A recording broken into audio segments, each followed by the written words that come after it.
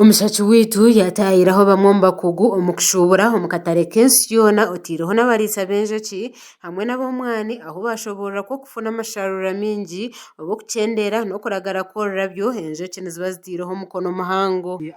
Habw'okuriisa enjoki haihi n'omwani kituyambire kushanga enjoki zapolinetinga flowers z'emyani kandi oshange omwani gwa increasinga omukwera bw'enjoki n'omwani n'okuguhiima ahabw'okuba eki ekibeere ekyokureeba kiri omu science hatabiireho pollination enjoki ezo zitahiimire omwani ogwo tigukwataho njubu, so mbwenu n'okuhabura abahingi kugira ngu at least buri muhingi wenka yegyerere enjoki zihiime omwani ogwo. Ahabw'okukikuuka kw'ebyobuhangwa ahari okufuuhirira n'okukoresa ebigimusa ebisiisira itaka n'obuhangwa bw'ensi aba Ankole Coffee kubaatiireho ehururu y'okutunga enjoki emyaka 3 ehingwire omwani gweyongiire obwingi. Etaaga abantu boona kukwatanisiza hamwe kugira ngu mwena mugarizemu kubyara emiti kandi emiti ekurabya ebirabyo, emiti ekuattractinga ebikooko nk'enjoki. So ni project ekugyenda obwire buringwa, project y'okureeba results omu kiro kimwe konka already ahi bakigyerezeho omu myaka 3 turiyo nitureeba empinduka neebaho. Aha niho Martha Alnanye omuriisa w'enjoki yashoborera ko ekirooto ky'okuhinga omwani kukyamwiziriire ekyabandize kumuza omu mutwe n'okugira ngu abanze yatunga enjoki ezirabaase kumuhwera kufunamu kyango. Ekiteekateeko ky'okuhinga omwani naateekateeka ngu nyine kubanza kugira enjoki akuba enjoki kuzamu during pollination ziihamu ekyazo kandi niwe omuhingi aha mwani orurabyo rukwata munonga niwe yongera kwihaho mbwenu ogobera habiri. Batyo nikwo okushoborera kw'enjoki kyakubaire kiri ekya buri muhingi weena okutaho eriisho rihango ahakuba hatarikutamu sente nyamwingi kunoyihamu kyango ahabw'ebbeeyi y'obwoki.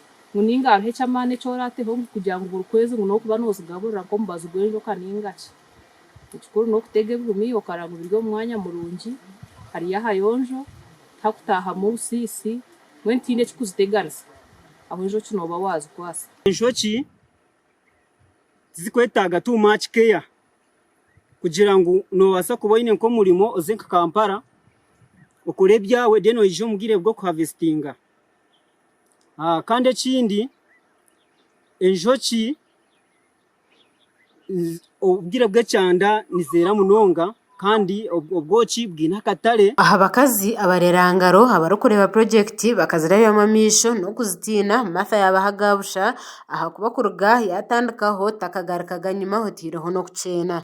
Mbwenu nikinkyenda ogyo yejumbire omu kuriisa kugira ngu nkyakare ogire eki wayegasire omu maka gawe kwenda kwerinda obutabanguko bw'omu maka ahakuba enviiri ezirakutonereza enjoki tizikashushana n'enviiri ezikukutonera omu ka yawe obw'obutabanguko bw'omu maka muheru oshanga mwihamu okwitana. Obwahati aha sente nyamwingi ezayanjwirwe omu mbaririra y'ihanga zikuza omu buhingi n'oburiisa nibenda bucweka 10 ahari 100 buza kuha abahingi n'abariisa ebihumi bya busha ahakuba omutindo gw'omwani ogw'omukuru w'ihanga arikwenda nigwija kukorwa omwani gwaba guriho. President ariyo naagamba okuhinga omwani nitwenda twongereho n'okutunga enjoki ahabw'okuba ebyo bibiri nibitamburira hamwe.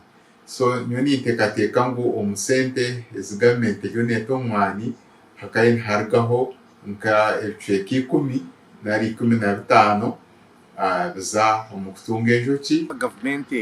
Kuba gavumenti eyo ekoresa munonga abantu bahaiguru konka itwe abari aha ground nk'ezi sente okuzigiiremu kunogira ngu nituba twine bottom up approach eki kintu kyakubaire kituyamba because itwe nitwe tukumanya ebizibu ninga abahingi ebi barikwetaaga konka tunoshanga omuntu yaana tukakampara n'abandi omwe barakubyetegereza. Aha bwashema kuba ensi y'obufuki ahu omushana gutari kugiteganisa munonga eki nikireetera amasharura g'omwani gaza ahaiguru munonga ohu n'obwahati aine obwoki naafuna kihango ahu edomora eyemereire aha $55 okuza ahari 6. Gashakwa Gerald tuguma omuri Shema aha bwa Tayari West.